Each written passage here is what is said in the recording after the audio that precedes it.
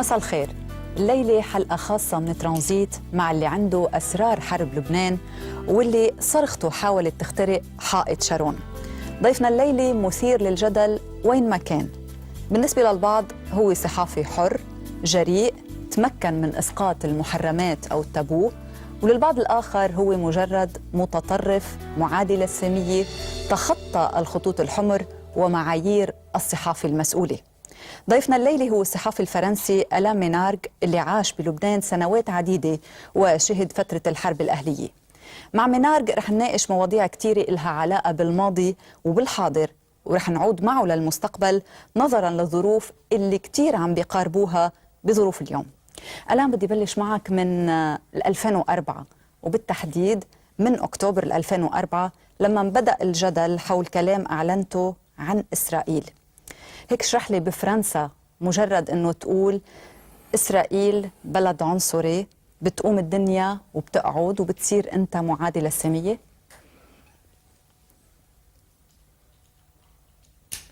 Écoutez, le problème de la France et de ce problème d'Israël, c'est que théoriquement la France est un pays libre. Et en réalité aussi, au quotidien, la France est libre. Cela étant, comme dans toute liberté, il faut la gagner au jour le jour. Et il y a parfois des coups de contrat, comme on dit, des coups de canif au contrat. Moi, je suis tombé dans une sorte de piège. J'ai dit, et je le répète parce que je le pense et je pourrais le développer, qu'Israël est un État à caractère raciste. Il se trouve que j'étais responsable d'une radio nationale qui dépendait du ministère des Affaires étrangères et 15-20 jours après, le ministre des Affaires étrangères, M. Barnier, allait en Israël. Pour éviter d'avoir des problèmes en Israël et d'être interpellé par les Israéliens, il a déclaré, ou il a fait déclarer, que mes propos étaient inacceptables. Et à partir de là, j'ai été licencié. Il est sûr que il y a en France une partie de la communauté juive française qui est profondément attachée à Israël, au point de devenir des militants, j'allais dire, complètement inconditionnels. Et cette catégorie de personnel, de Français, ne supporte pas qu'on critique Israël. Je dis bien qu'on critique Israël. Je suis de ceux qui pensent qu'Israël est un pays comme les autres et qui doit être critiqué au même titre que les autres. بس يعني هل بتعتقد انه كان في حدا ناطرك لحتى تغلط؟ Non, non, je pense pas. Ils ont profité de l'occasion. Ils ont profité de l'occasion. Je note simplement que mon livre, Le mur de Sharon, n'a pas été attaqué en justice, donc n'a jamais été condamné, et que l'important, c'est que je ne reste plus à la tête d'une radio internationale française parce que certaines personnes savaient qu'elles ne pouvaient pas me contrôler. طب يعني مهنيا هل بنعتبر انه حائط شارون فوتك بالحيط؟ C'est une belle image, mais le mur de quoi? J'ai simplement continué le chemin de la vérité. Alors, il y a des gens qui sont gênés par cette vérité. Je veux dire, tant pis pour eux. Mon poste, qu'est-ce que c'est qu'un poste de journaliste? Ce n'est qu'un poste, ça dure un temps. Je continue à travailler comme je l'entends, je continue à raconter les choses comme elles se passent. Je suis, je l'ai dit, un journaliste libre, comme il y a beaucoup de journalistes libres. Il suffit simplement de savoir résister. Moi, أنت أقلت من موقعك. Oui, bon, et alors? يعني دفعت ثمن. Mais, d'accord, mais tout a un prix. Dans la vie, tout a un prix. Et simplement, l'important, c'est que mes idées et ce que j'ai vu passent et qu'elles soient acceptées par beaucoup. Ce livre a été vendu à des dizaines de milliers d'exemplaires. Beaucoup de gens l'ont vu, l'ont lu. Et regardez, aujourd'hui, on en parle encore de ce mur. Donc, on n'a pas éteint le problème posé par le mur en me licenciant. هل ضايقوا فقط من الكتاب أم ضايقوا أيضا من تصريحاتك اللي كنت عم تعلنها أو عم تشهرها أو عم تحكي عن إسرائيل؟ Si vous voulez, c'est arrivé à un moment politiquement important pour la France en tant qu'État et Israël en tant qu'État. C'était la première visite d'un ministre français en Israël, un peu avant la visite de Sharon en France. Donc, il ne pouvait pas supporter qu'un homme qui travaille pour une radio nationale, une radio d'État, ait la liberté de dire ce qu'il a dit. Ok, très bien. Je ne peux plus le dire en tant que directeur de l'information d'RFI, puisque je ne suis plus directeur de l'information, mais je peux continuer à le dire, et j'allais dire, ma voix porte beaucoup plus loin. إيه بس صرت تحكي يعني صرت قريب من كل القضايا اللي لها علاقة بالقضية الفلسطينية بموضوع العروبة يعني وكأنك صرت صديق للفلسطينيين أكثر من إسرائيل يعني بهالمعنى. Vous savez, moi je suis dans le monde arabe depuis 20 ans, bien avant 2004. Je connais la cause palestinienne pour l'avoir travaillé en tant que journaliste. Je ne pense pas être un ami des Palestiniens. Je suis par contre un farouche partisan de la justice. Et ma voix en tant que journaliste, c'est de dénoncer l'injustice. Si vous me dites que je suis pro-palestinien, c'est donc que les Palestiniens seraient dans l'injustice ? J'allais dire, je vous laisse libre et je laisse les téléspectateurs libres de ça. Moi, mon combat en tant que journaliste, c'est de dire la vérité et d'essayer de lutter pour qu'il y ait le moins d'injustice possible. Bon, très bien, si ça gêne des gens, ça gêne des gens. ما بتعتقد انه في محل من المحلات تم استغلالك او استغلال مواقفك كفرنسي لا صالح الناس اللي بيدعموا او الهيئات اللي بيدعموا الموضوع الفلسطيني والقضيه الفلسطينيه يعني استغلالها بحملاتهم؟ Peut-être, je n'ai jamais été. Alors, qu'on ait utilisé mon cas dans tel ou tel domaine, notamment ce que vous venez de citer, c'est vraisemblable et je le sais. Je n'ai jamais participé à cela. Disons que l'exemple ce qui m'est arrivé a été cité comme exemple dans une dénonciation beaucoup plus politique et beaucoup plus générale. Pourquoi pas ? Moi, personnellement, ça ne me dérange pas. Je ne partage pas ce type de dénonciation et de combat politique. Moi, je me place sur le terrain de l'information. ما غيرت مواقفك ولا مرة؟ يعني كل هالضغط اللي صار ما قدر يخليك تغير بمواقفك؟ Non. Non. Alors, je suis basque. Et les Basques au sud de la France sont têtus. Il paraît que les ânes sont moins têtus que nous. Non, je ne changerai pas. Je pourrais changer d'opinion si on me donne des arguments qui effectivement m'amènent à comprendre que ma position est fausse. Mais c'est pas en me traitant d'antisémite qu'on me fait évoluer sur la position de la gestion de la société israélienne. Qu'on m'amène des arguments disant que le mur, en fin de compte, n'est pas un élément raciste ou ségrégationniste. Qu'on m'explique que la loi sur la nationalité en Israël n'est pas un élément raciste. Mais qu'on me donne des arguments. Qu'on ne me dise pas simplement tu es antisémite. طب بيسمحوا لك طبيعي تروح على تل أبيب تنتقل أنت صحافي عم تتنقل وعم بتشتغل يعني بالنهاية ما ضايقك هالموضوع؟ Pas du tout. Vous savez, c'est qu'une poignée de gens en France. Moi, j'ai des tas de confrères israéliens qui en ont ri et qui ont dit mais ces Français sont fous.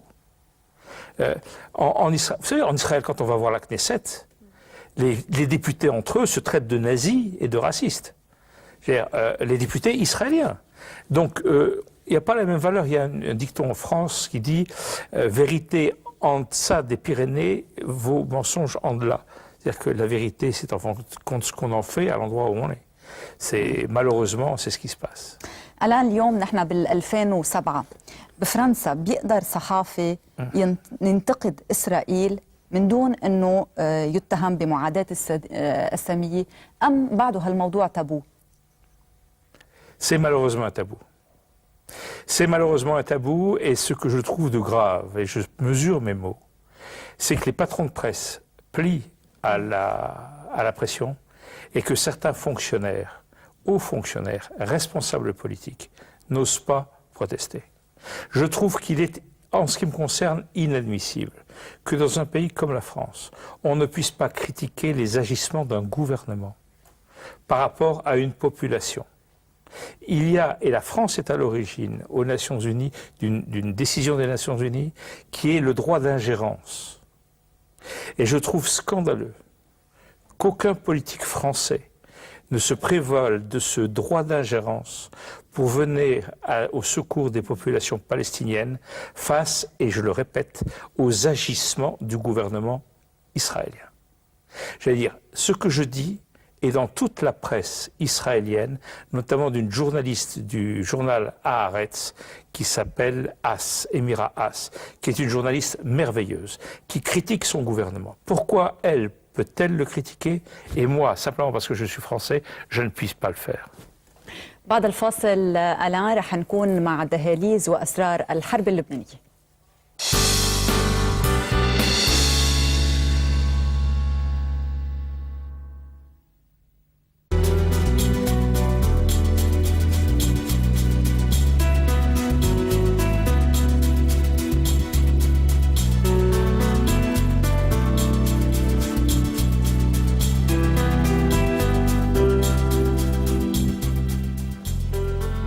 إن الاستيلاء على السلطة السياسية لا يقتصر على تولي سدة الرئاسة، إنما ينبغي التحكم التدريجي بإدارات الدولة أيضاً. هذا ما لفت إليه جوزيف أبو خليل، فلا أرى بديلاً إذن عن التعاون مع الدروز والشيعة، أقل في المرحلة الأولى، ويستحيل الاستيلاء على السلطة من دون قلب التوازن القائم. لا بد من إنشاء فريق يتولى هذه المهمة. ورد جورج فريحة بشيء من الحدة فقال: لماذا استبعدت إمكانية الاستعانة بالإسرائيليين؟ لا أستبعد ذلك، إنما هي وسيلة من بين وسائل أخرى. رفع إلي حبيقة رأسه ليحيد نظراته للمرة الأولى عن الورقة التي كان يرسم عليها أشكالا هندسية وقال: إذا استولينا على السلطة لا مفر من الحرب، سينضم الدروز والشيعة إلى كل من سيأتي إلى سدة الرئاسة. ينبغي أن تكون سنة 82 سنة حاسمة. لدينا سنتان لتجهيز أنفسنا. علينا أن نضعف سائر الأفرقاء الآخرين. يجب مناقشة تحرير البلاد عسكريا وترقب قيام تحالفات داخلية وخارجية. استغل بشير الفرصة المؤاتية فقال: بالضبط، هل المطلوب تحرير البلد من الاحتلالين السوري والفلسطيني ثم الاستيلاء على السلطة، أم الاستيلاء على السلطة أولا ومن ثم تحرير البلد؟ ولفت ميشيل عون قائلا: ستبقى السلطة الشرعية معزولة ومحاصرة كما هي عليه الآن، حتى لو كانت بيد بشير، وليس سركيس اليوم سوى سلطة شكلية بحتة، ولا يتم تحرير البلد إلا إذا انقلب ميزان القوى على الأرض. الآن بعد 14 سنة من انتهاء الحرب، 5 سنوات من الأبحاث، 166 حوار ومقابلة، طن من الأوراق والوثائق السرية لتحكي عن 722 يوم بالتحديد. ليش انتظرت هالقد لتكتب هالكتاب؟ Parce que je n'avais pas les documents. Parce qu'il a fallu d'abord que je me détache du quotidien que je travaille. Vous savez, quand on couvre la guerre en tant que journaliste, on a le nez sur le guidon. Il faut prendre du recul pour analyser les événements. Ensuite, ma vision des choses, c'était de raconter les événements au plus près, donner les détails, raconter exactement qui était qui a fait quoi. Et pour ça, il faut que les choses s'apaisent, que les émotions s'apaisent, et il faut avoir uniquement une référence à la mémoire des gens et non pas à l'émotion. Donc ça demande un certain temps. Et puis, il a fallu que les gens me connaissent et que je connaisse les gens pour qu'ils me fassent confiance et que je puisse arriver à les convaincre de se raconter. يعني الآن هل بتعتبر أنه المرحلة اللي اخترتها 722 يوم هي مرحلة مفصلية بالنسبة للبنان؟ لهالسبب اخترتها واخترت أنك تكتب عنها؟ Oui, tout à fait. Alors, je pense que cette période, jusqu'au massacre de Sabra et Shatila, et ensuite la période d'Amin Gemayel, jusqu'au moment, en février 2004, où il prend l'hélicoptère pour aller à Chypre, et à Chypre un avion suisse pour aller à Damas pour être reçu par Hafez el-Assad. Ouais. C'est les deux, c'est la charnière de l'histoire libanaise. D'abord, c'est du début jusqu'à la fin de la présence politique d'Israël au Liban. Et je pense que ça a été un tournant complet dans l'histoire libanaise. يعني لما نمسك هذا الكتاب أو أي حدا بيمسك هذا الكتاب بيقرأ بهيك تشوق، وفي لغة مثيرة، لغة روائية، في تفاصيل كتيرة بقلبه، كأنه بيصلح يكون هيك سيناريو لفيلم. ممكن إنه يتصور، ما بعرف إذا في عندك عرض لتعملوا فيلم. منين جبت كل هالتفاصيل؟ هل أنت متأكد منه؟ Alors, si vous connaissez un producteur qui veut le prendre en film, vous pouvez me l'envoyer. ممكن تكون هالحلقة تطلق هلا. Ces détails, vous savez, tout est important. Quand on fait de la recherche pour écrire un livre, on prend les journaux pour voir le temps qu'il faisait, s'il pleuvait. On regarde les photos dans les articles pour savoir si les gens avaient un pull ou un costume, s'il fait froid ou s'il y a de la neige. Je vais vous raconter très vite une anecdote. En 84, il y avait une négociation entre Israël et le Liban, et la délégation libanaise était conduite par un homme qui était un ambassadeur fatal. Et en allant, c'était un jour au Liban, la fois suivante en Israël. En allant en Israël dans un hélicoptère de l'armée libanaise, l'hélicoptère a été coincé en Israël parce que le temps était mauvais. Si je n'avais pas su que le temps était mauvais, je n'aurais pas compris pourquoi il a passé la nuit en Israël. Donc tous les détails sont importants. بس أنت كنت تعرفهم هالتفاصيل أو أنت تخيلتهم يعني؟ Oui. Non, on ne peut pas. Vous savez, on ne peut pas imaginer une chose pareille. Pourquoi? Parce qu'il y a tellement de gens qui sont au courant. D'abord les acteurs eux-mêmes. Il m'est arrivé d'avoir des documents, d'avoir des procès-verbaux de réunion, ce qu'on appelle des minutes. J'ai malgré cela été voir chaque personne qui assistait à la réunion pour savoir ce qu'elles avaient dans la tête. Entre dire Monsieur X a dit blanc et savoir pourquoi Monsieur X a dit blanc, c'est toute une évolution de la pensée. Et quand on lit ce livre, je crois, on s'aperçoit que les gens, ne serait-ce qu'à commencer par Bachir Jamel, il change, il évolue. Sa pensée politique, son action évolue. Aujourd'hui, regardez les hommes politiques au Liban. Ils ont évolué par rapport à il y a un an. Et aujourd'hui, et dans un an, ils auront évolué par rapport à aujourd'hui. C'est ça l'histoire. L'histoire n'est pas quelque chose de figé, c'est pas une photo. بس لما تحكي يعني إنه كيف تطلع بالساعة، كيف كان الطقس، كيف كان الشمس، شو كان لابس، في تفاصيل كتير دقيقة. يعني بالنهاية حتى لو كان حدا عم بيخبرك شو صار، بس هالقد بيخبرك كل التفصيل. Oui, parce qu'en fait, sur une scène que je raconte, il y a toujours 3 ou 4 personnes.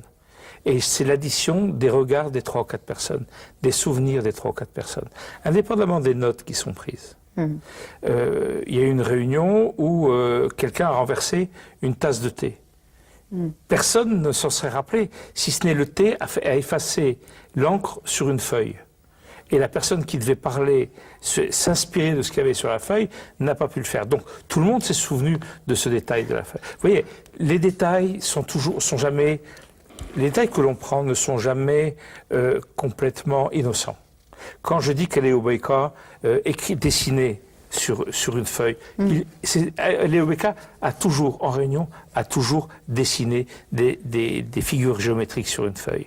Il faisait ça. Alors, ne me demandez pas pourquoi, je ne suis pas psychologue, je ne peux pas répondre, mais tous ceux qui l'ont connu pourront vous le raconter. كان في كتير ردود وتعليقات، انكتب كتير عن الكتاب مقالات، ولكن أنت شخصيا بدي أعرف منك أنت، حدا اتصل فيك، حدا علق على الكتاب؟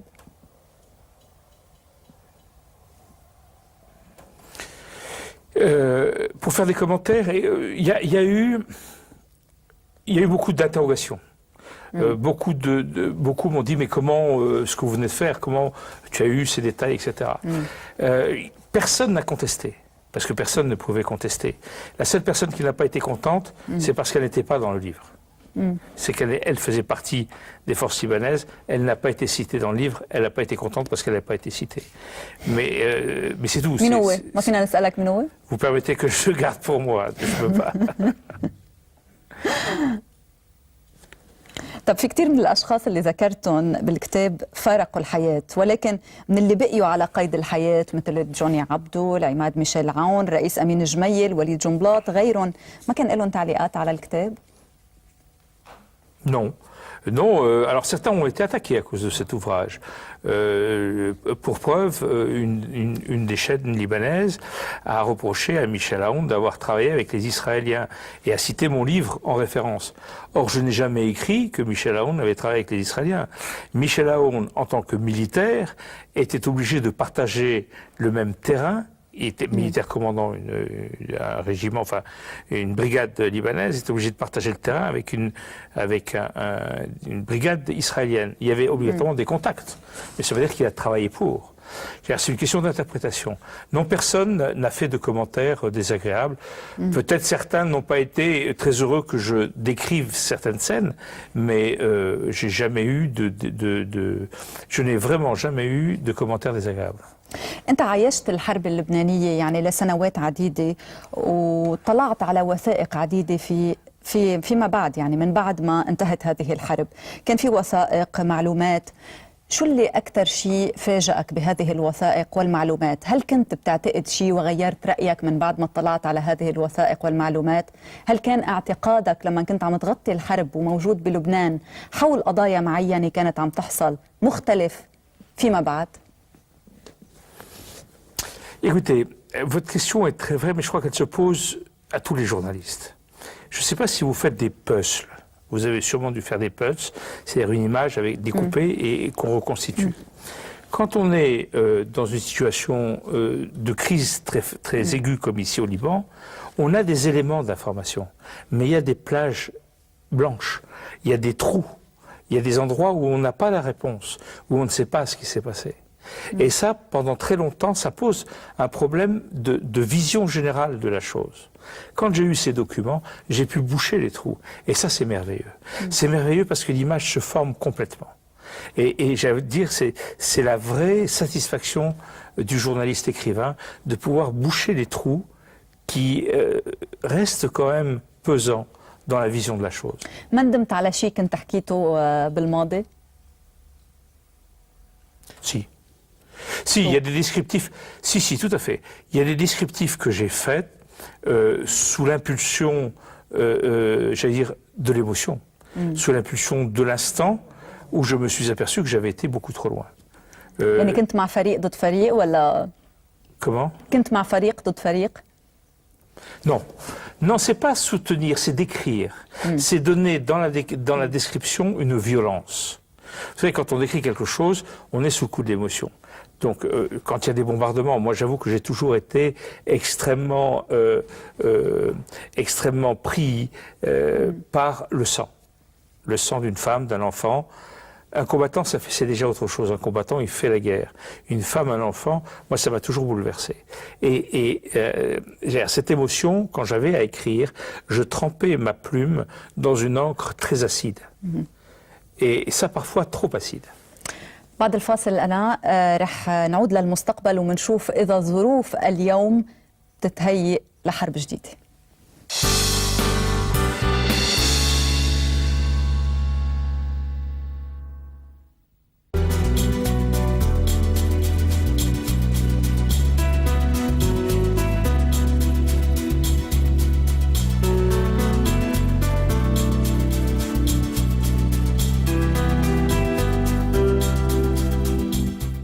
عودة مشاهدينا لمتابعة حلقتنا الخاصة مع ألام منارج. ألام، بمقدمة كتابك بتقول: لقد جرت هذه الأحداث منذ 20 سنة، كان ذلك بالأمس، إلا أن نمط الحرب الدائرة اليوم لا يزال هو.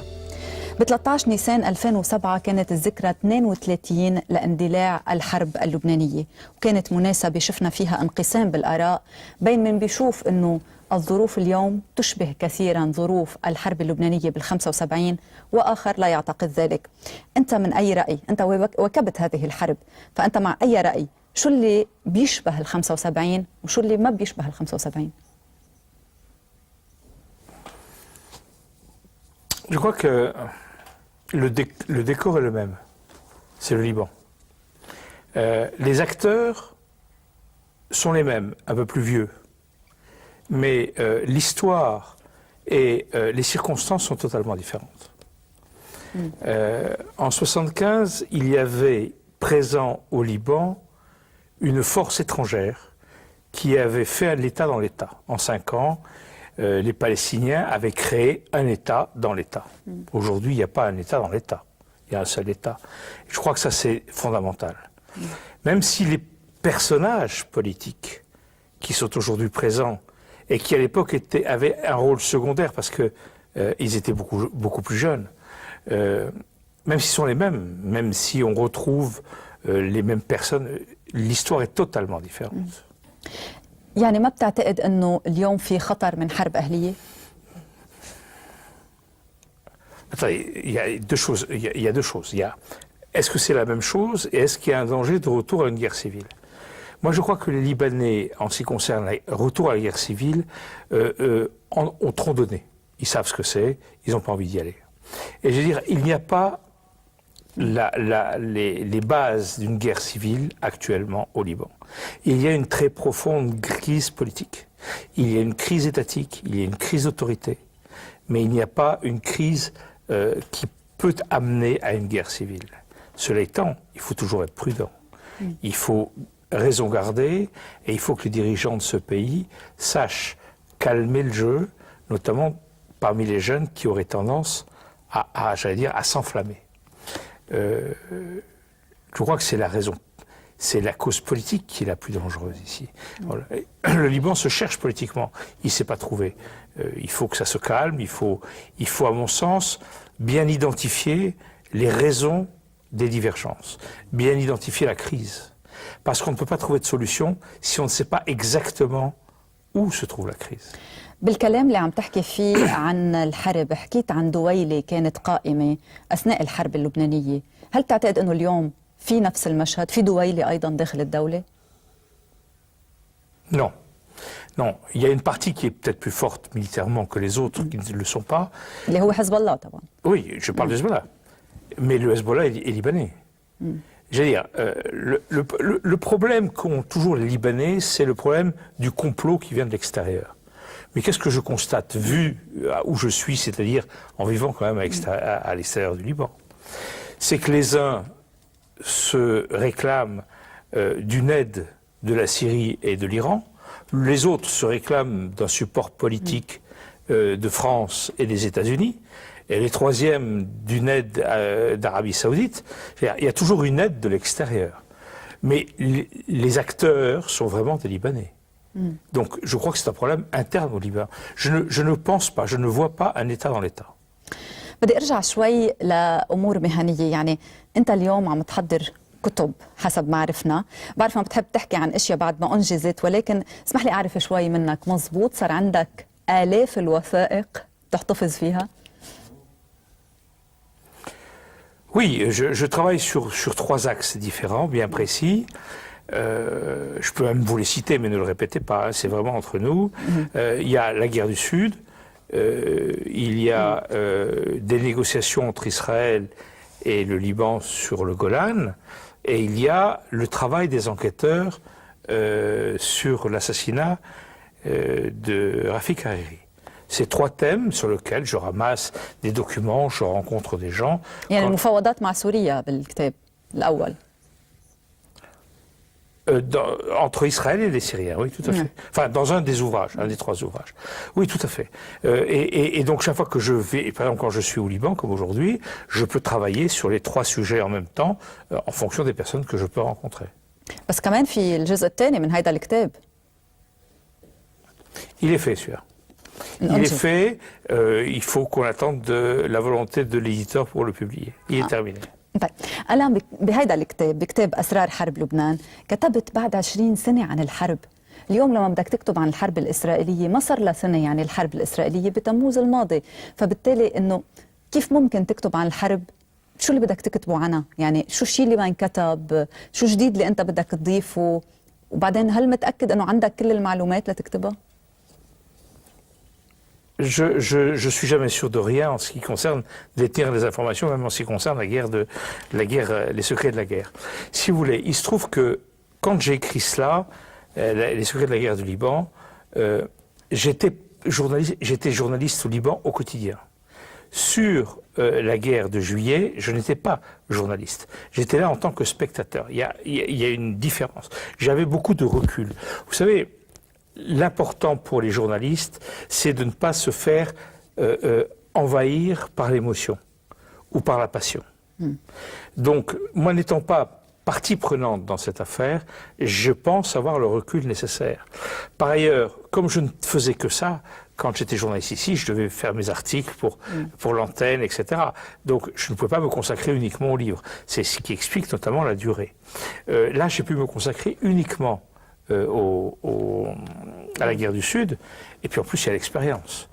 La manière de travailler s'est affinée avec le temps et avec le nombre de livres. بس كمان بطريقة روائية وفيها تفاصيل مثل اللي شفنا بهذا الكتاب. Tout à fait.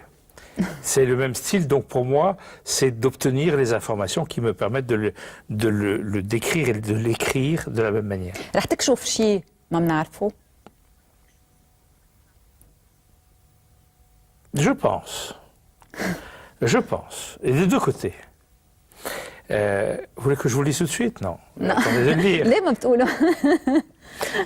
Je vais vous donner un exemple.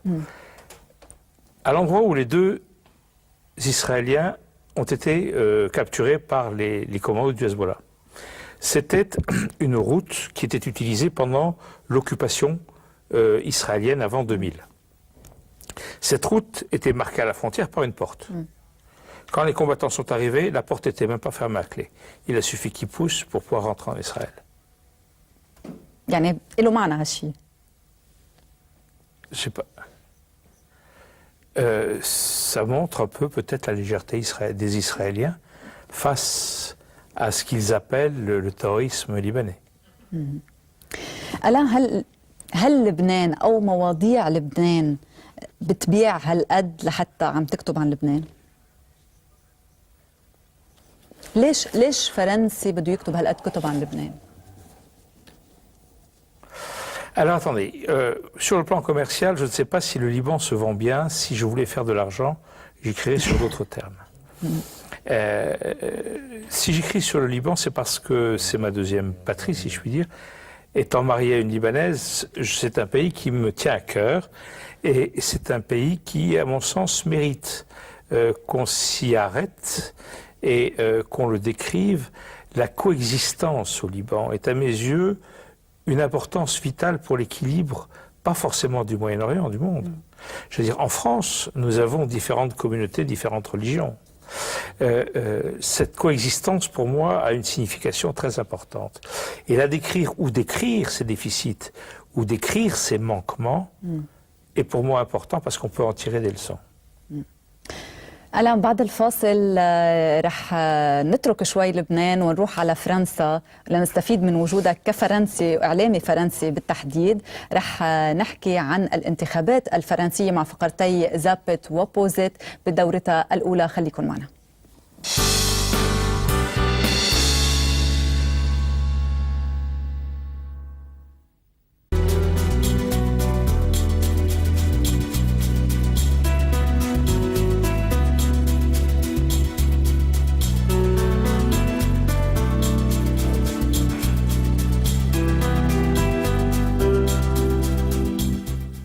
عودة لمتابعة برنامج ترانزيت. رح نبقى هلأ مع فقرة زابت المخصصة للانتخابات الفرنسية بدورتها الأولى. نرجع نحكي. J'ai voulu parler de morale. J'ai proposé la revalorisation du travail, l'école de l'excellence, la moralisation du capitalisme financier. هناك 15 تفصيل عن الجولة الثانية، فأريد أن أقول للفرنسيين الخائفين.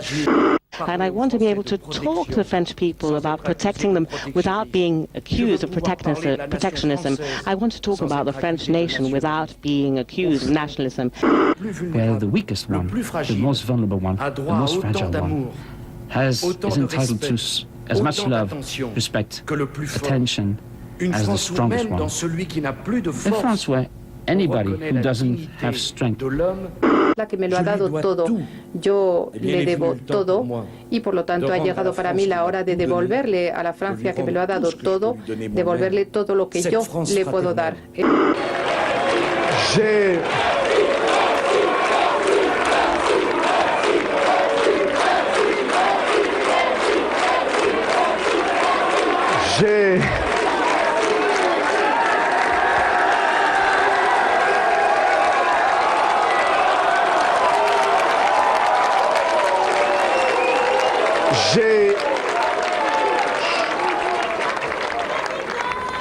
J'ai une bonne nouvelle pour vous. À partir de ce soir, la politique française a changé et elle ne sera plus jamais comme avant. Franchement, François Hollande, on se pose des questions. Il est 21h36, Ségolène Royal n'a toujours pas parlé, alors qu'elle est au second tour. On va aller à Mel. Est-ce que vous pouvez nous dire ce qui se passe et pourquoi Ségolène Royal ne prend pas la parole pour l'instant? Elle vous entend peut-être, elle va arriver, mais elle a raison de prendre son temps et de réfléchir. Alors justement, on retrouve Jeff Wittenberg. Jeff, c'est en train de bouger là-bas? Oui, vous tombez bien, si j'ose dire. Elle arrive en ce moment même. Alors je ne sais pas si vous allez Alors, pouvoir... vous avez l'antenne et on va suivre tout cela avec vous.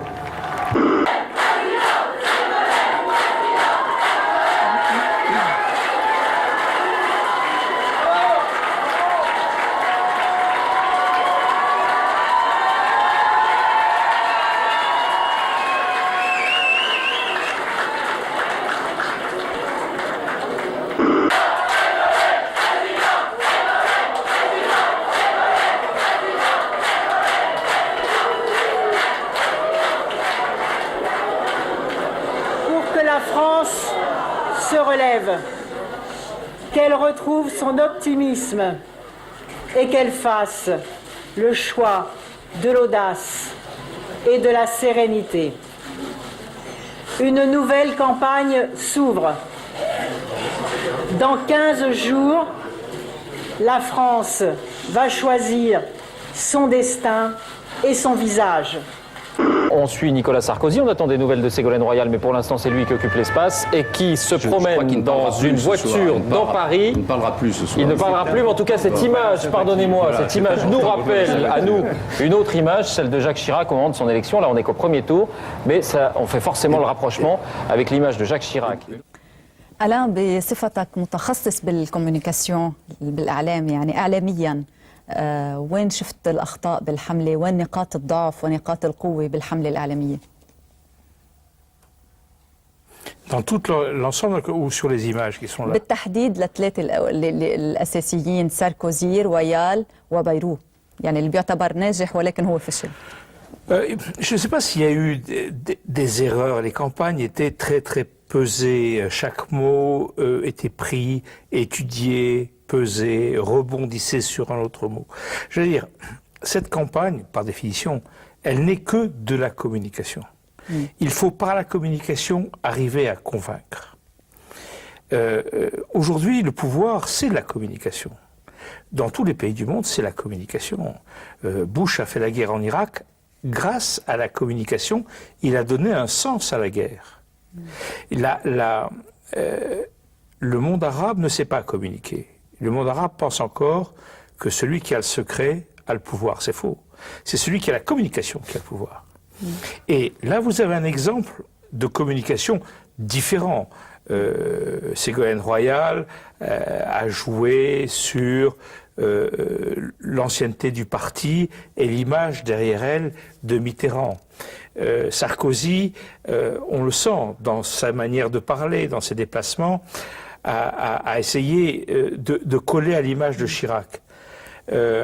Si vous regardez les images qu'on vient de voir, Sarkozy essaye de convaincre. Il est exactement comme Chirac. Il ne manque que écouter, comme disait toujours Chirac avant de commencer une phrase. Ségolène Royal donne une leçon. Elle est beaucoup plus prof, elle est plus crispée, elle est plus l'émotion de ce résultat la marque beaucoup plus. La communication aujourd'hui, c'est ce qui fait tout. Et on pourrait parler du Liban et de la communication. Malheureusement, dans ce domaine, il y a beaucoup de choses à faire. رح نحلل أكثر بس رح نشوف فقرة بوزت اللي بنشوف فيها المشاهد بشكل واضح أكثر.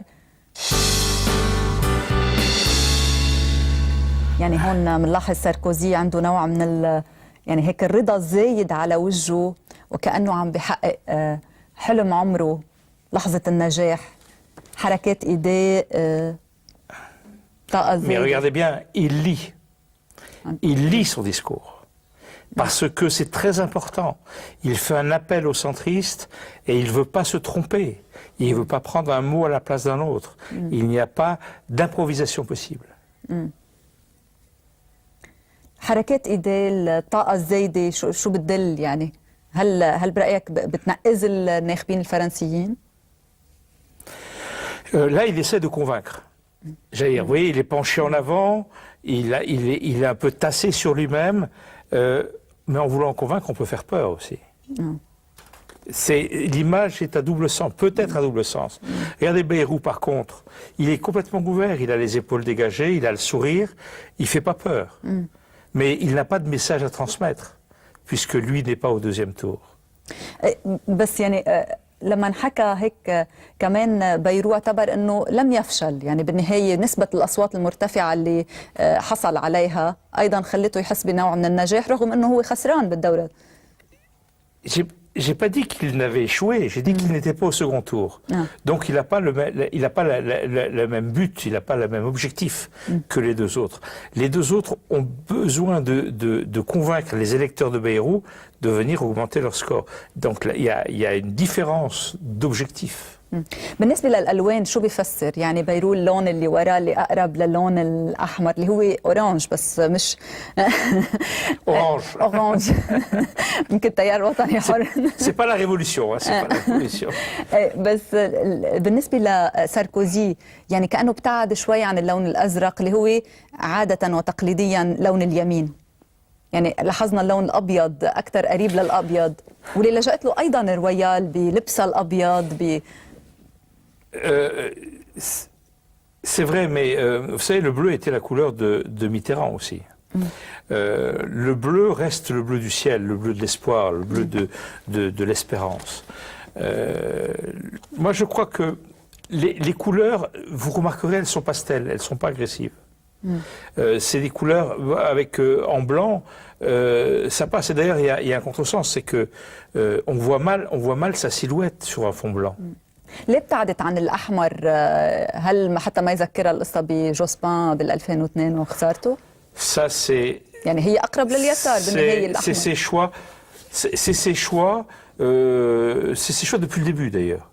Depuis le début, elle s'est affirmée comme une femme libre, aussi bien dans son expression que dans son comportement.